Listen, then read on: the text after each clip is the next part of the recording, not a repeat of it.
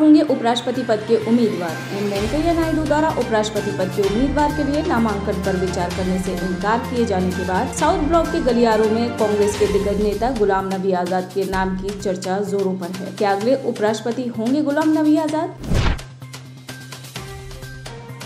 दावत इस्लामी में प्रशिक्षित आतंकी है उदयपुर हत्याकांड के अपराधी। राजस्थान के उदयपुर में हुई जघन्य अपराध की घटना के अपराधियों के तार ISIS से जुड़े हैं। रियाज हत्या के दूसरे आरोपी मोहम्मद गौस के साथ नफरत भरा अभियान चला रहा था। गौस 30 अन्य लोगों के साथ 2014 में जोधपुर होते हुए कराची गया था और 45 दिनों के लिए दावत इस्लामी में प्रशिक्षण प्राप्त कर लौटने के बाद बच्चों का ब्रेन वॉश किया। पुलिस के मुताबिक आरोपी पाकिस्तान में 8 मोबाइल नंबरों के संपर्क में थे। पूछताछ के दौरान आरोपियों ने उदयपुर में एक अन्य व्यवसायी को मारने की योजना का खुलासा किया है। इस बीच NIA ने 5 और संदिग्धों को हिरासत में लिया है। सूत्रों के मुताबिक इस मामले में और गिरफ्तारियां की जाएंगी। शिंदे के मुख्यमंत्री बनने की खबर पर बागी विधायकों ने मनाया जश्न। देवेंद्र फडणवीस द्वारा एकनाथ शिंदे को महाराष्ट्र का CM बनाने के ऐलान की यह खबर मिलते ही गोवा में मौजूद शिवसेना के बागी नेताओं ने मनाया जश्न। इन नेताओं की खुशी मनाने की कई वीडियो सामने आए हैं। एकनाथ शिंदे ने सभी बागी नेताओं को वीडियो कॉल कर बात भी की।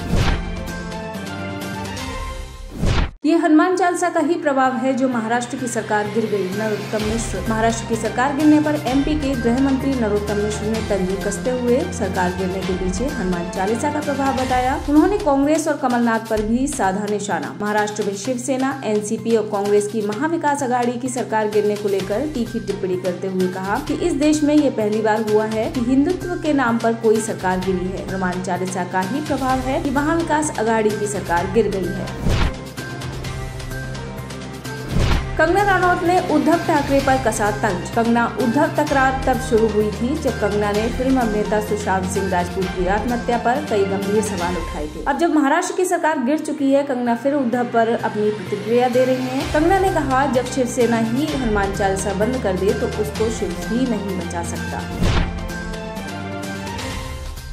उदयपुर हत्याकांड के समर्थन में पोस्ट डालने वाला युवक गिरफ्तार। राजस्थान के उदयपुर में हुए बर्बर हत्याकांड के समर्थन में पोस्ट डालने वाले एक युवक को नोएडा से पुलिस ने किया गिरफ्तार। युवक ने उदयपुर में हुई कन्हैया लाल की हत्या के वायरल वीडियो को समर्थन देते हुए बहुत बढ़िया किया मेरे भाई टिप्पणी लिखकर सोशल मीडिया पर किया था पोस्ट पर आपत्ति जताते हुए छपरौली गाँव के ग्रामीणों ने युवक के खिलाफ एक्सप्रेसवे के थाने में केस दर्ज कराया था। थाना प्रभारी के मुताबिक इसी मामले में कार्रवाई करते हुए IPC की धारा 505 के तहत मुकदमा दर्ज कर आरोपी आसिफ खान को गिरफ्तार किया गया।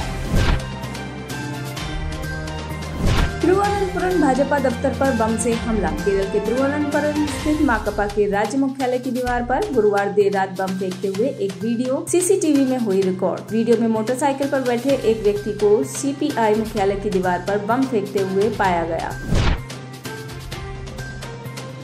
उदयपुर जिले का पुलिस महकमा बदला, नए अधिकारियों की हुई तैनाती। उदयपुर SP मनोज कुमार का कोटा स्थित RAC कमांडेंट 2वीं बटालियन में स्थानांतरण कर दिया गया है। IGP उदयपुर हिंगलाज दान का भी तबादला कर उन्हें IGP नागरिक अधिकार जयपुर बनाया गया है। प्रफुल्ल कुमार को IGP उदयपुर रेंज नियुक्त किया गया है। विकास शर्मा उदयपुर के नए SP बने। कितने IAS IPS अधिकारियों पर ACB ने दर्ज किया केस। न्यायमूर्ति संदेश। कर्नाटक उच्च न्यायालय के न्यायमूर्ति संदेश ने बेंगलुरु शहर के उपायुक्त कार्यालय के एक उप तहसीलदार PS महेश की याचिका पर सुनवाई करते हुए, जिसमें महेश ने 38 गुंठा जमीन के आदेश पारित करने के लिए अनेकल निवासी एक व्यक्ति से कथित तौर पर 5 लाख रुपए घूस मांगा था। मामले में ACB के कामकाज की कड़ी आलोचना करते हुए पूछा कि क्या ये उगाही का केंद्र बन गया है। मुझे जानकारी चाहिए कि ACB द्वारा कितने IAS और IPS अधिकारियों के खिलाफ मामला दर्ज किया गया है। संजय राउत होंगे ED के सामने पेश। शिवसेना प्रवक्ता संजय राउत शुक्रवार को प्रवर्तन निदेशालय के सामने होंगे पेश। ED ने पात्रा चौल भूमि घोटाला मामले में राउत को पूछताछ के लिए किया है तलब। संजय राउत ने ट्वीट कर ED के सामने पेश होने की दी जानकारी। शपथ ग्रहण के बाद गोवा पहुंचे एकनाथ शिंदे। महाराष्ट्र के नए मुख्यमंत्री एकनाथ शिंदे देर रात मुंबई से गोवा ताज होटल पहुंचे। बागी विधायकों से मुलाकात कर एकनाथ शिंदे ने बागी विधायकों के साथ मुख्यमंत्री बनने का मनाया जश्न। पीएम मोदी ने देशवासियों को भगवान जगन्नाथ रथ यात्रा की दी बधाई। भगवान जगन्नाथ की रथ यात्रा पर पीएम मोदी ने देशवासियों को दी बधाई। देश भर में भगवान जगन्नाथ की निकल रही रथ यात्रा को लेकर प्रधानमंत्री नरेंद्र मोदी ने बधाई दी है। उन्होंने ट्वीट किया, रथ यात्रा के विशेष दिन की बधाई। हम भगवान जगन्नाथ से उनके निरंतर आशीर्वाद की प्रार्थना करते हैं। हम सभी को अच्छे स्वास्थ्य और खुशियाँ मिले।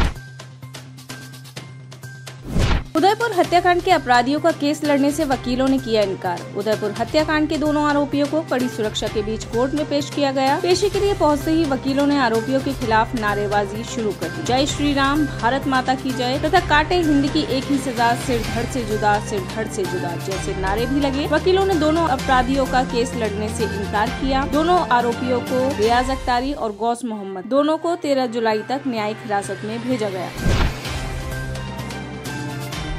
शुरू हुई भगवान जगन्नाथ रथ यात्रा। आज से शुरू हो रही भगवान जगन्नाथ रथ यात्रा। रथ यात्रा की सारी तैयारियां पूरी। 2 साल के अंतराल के बाद इस बार उत्सव में भक्तों की भागीदारी की अनुमति मिली है। जगन्नाथ जी पर लोगों की श्रद्धा और आस्था इतनी है कि सभी लोगों के लिए इस रथ को खींचना अपने आप में एक अच्छी अनुभूति है। ऐसी मान्यता है कि जो भी इस रथ को खींचता है, जगन्नाथ जी उस पर विशेष कृपा करते हैं।